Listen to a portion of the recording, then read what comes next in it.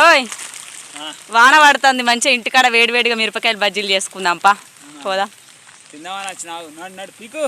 ఏంటిది ఏ నాతోటి కాదు నేను పోతానప్పా ఏ మంచిగా చలి పెడుతుంది అందరు మంచిగా బజ్జీలు చేసుకొని తింటారు కావచ్చు చూసిరా ఫ్రెండ్స్ వర్షం పడతా అంటే